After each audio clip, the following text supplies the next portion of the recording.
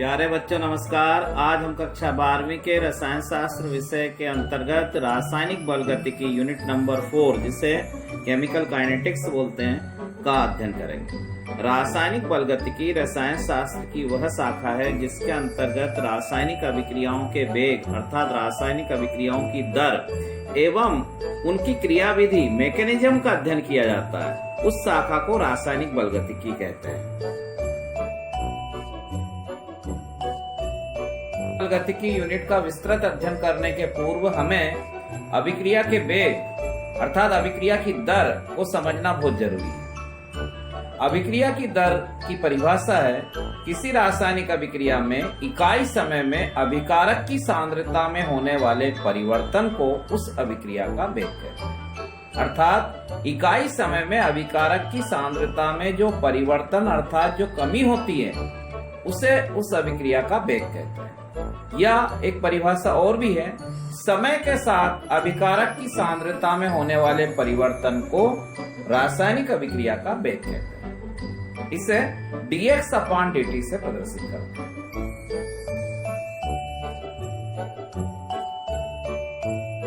अभिक्रिया के वेग के आधार पर अभिक्रियाएं तीन प्रकार की होती हैं: तीव्र अभिक्रियाएं, मंद अभिक्रियाएं एवं सामान्य अभिक्रियाएं। सर्वप्रथम हम तीव्र अभिक्रियाएं देखेंगे। वे अभिक्रियाएं जिनका वेग अत्यधिक होता है अर्थात जो कुछ ही पिको सेकेंड में संपन्न हो जाती है उन्हें तीव्र अभिक्रियाएं कहते हैं। पिको सेकेंड का अर्थ है बहुत ही अल्प समय, 1 पिको सेकेंड बराबर 10⁻⁻12 सेकेंड। अर्थात ऐसी अभिक्रियाएं जो कुछ ही पिको सेकेंड में संपन्न हो जाती है उन्हें तीव्र अभिक्रियाएं कहते हैं। जैसे उदाहरण के तौर पर प्रकाश संश्लेषण की क्रिया, श्वसन क्रिया एवं अन्य उदाहरण प्रदर्शित किए गए हैं। तीव्र अभिक्रियाओं का वेग का निर्धारण सामान्य विधियों से नहीं होता, विशेष विधियों के द्वारा इनके वेग का निर्धारण किया जाता है।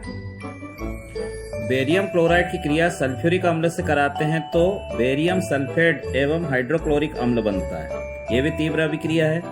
सिल्वर नाइट्रेट AgNO3 की क्रिया सोडियम क्लोराइड NaCl से कराते हैं तो सिल्वर क्लोराइड AgCl एवं सोडियम नाइट्रेट NaNO3 बनता है। यह भी फास्ट रिएक्शन के उदाहरण हैं। वे अभिक्रियाएं जो मंद गति से चलती है अर्थात जिन्हें संपन्न होने में कई दिन कई घंटे लग जाते हैं उन्हें मंद अभिक्रियाएं अर्थात स्लो रिएक्शन कहते हैं। जैसे धातुओं में जंग लगना अर्थात धातुओं का संक्षारण होना, दूध का फटना, भोजन का पाचन आदि मंद अभिक्रियाएं हैं। रासायनिक अभिक्रिया में अमोनिया बनाने की हेवर विधि में अमोनिया का निर्माण करना यह भी मंद अभिक्रिया का उदाहरण है। वे अभिक्रियाएं जो न तो अत्यधिक तीव्र गति से चलती है और न ही मंद गति से चलती है अर्थात जिनका वेग न तो बहुत अधिक होता है और न ही बहुत कम होता है उन्हें सामान्य अभिक्रियाएं कहते हैं। इन अभिक्रियाओं के वेग का निर्धारण जनरल मेथड से अर्थात सामान्य विधियों से किया जा सकता है। जैसे सामान्य अभिक्रियाएं अधिकांशतः उत्क्रमणी होती है। जैसे नंबर 1 H2 अर्थात हाइड्रोजन एवं आयोडीन की क्रिया कराते हैं तो हाइड्रो आयोडिक अम्ल बनता है। नंबर 2 एस्टर का जल अपघटन कराते हैं, एथिल एसीटेट एस्टर की क्रिया जल से कराते हैं तो एसिटिक अम्ल एवं एथिल अल्कोहल बनता है। यह भी सामान्य अभिक्रिया है। ये थे अभिक्रिया की दर अर्थात अभिक्रिया के वेग के आधार पर अभिक्रियाओं के प्रकार। अब अभिक्रिया के वेग अर्थात अभिक्रिया की दर को प्रभावित करने वाले कारकों का अध्ययन करेंगे।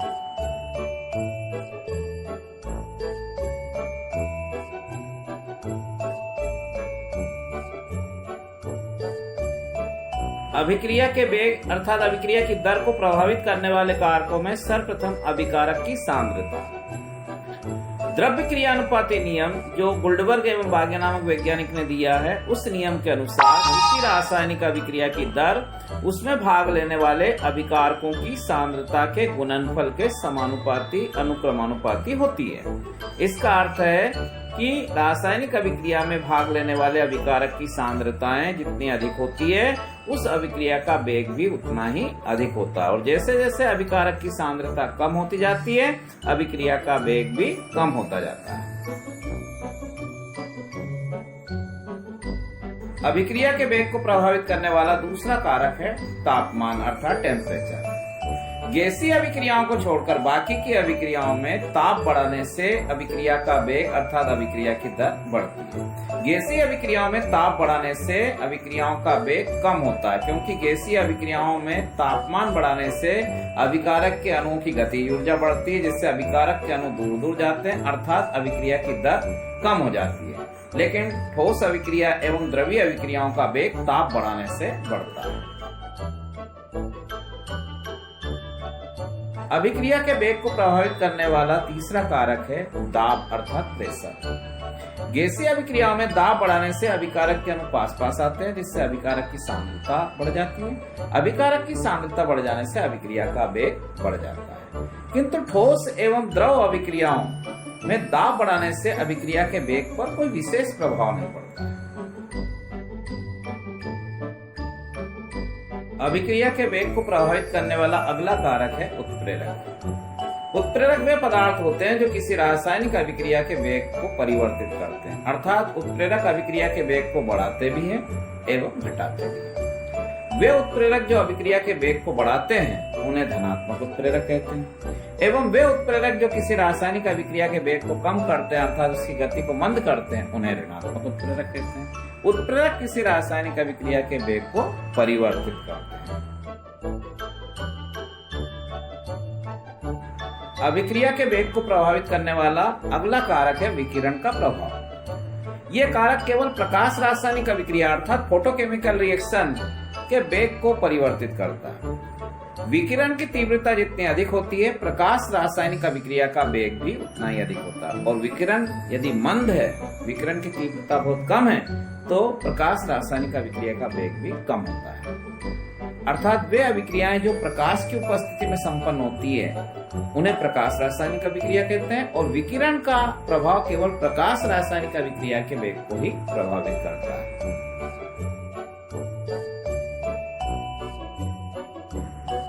अभिक्रिया के वेग को प्रभावित करने वाला अगला कारक है अभिकारक अर्थात क्रियाकारक की प्रकृति। अर्थात यदि क्रियाकारक अभिकारक हल्की गैसें हैं, जैसे हाइड्रोजन, ऑक्सीजन, नाइट्रोजन, किसी क्रिया में भाग लेने वाले अभिकारक हल्की गैसें हैं, तो अभिक्रिया का वेग कम होता है, अभिक्रिया मंद गति से चलती है। और यदि अभिकारक अर्थात क्रियाकारक भारी गैसें हैं, जैसे अमोनिया है, सल्फर डाइऑक्साइड है, कार्बन डाइऑक्साइड आदि भारी गैसें हैं, तो अभिक्रिया का वेग तीव्र होता है, अभिक्रिया का वेग अधिक होता है। अर्थात अभिकारक की प्रकृति भी अभिक्रिया के वेग को प्रभावित करती है। यह है अभिक्रिया के वेग को प्रभावित करने वाले कारक। आज इतना ही। धन्यवाद। जय हिंद, जय भारत।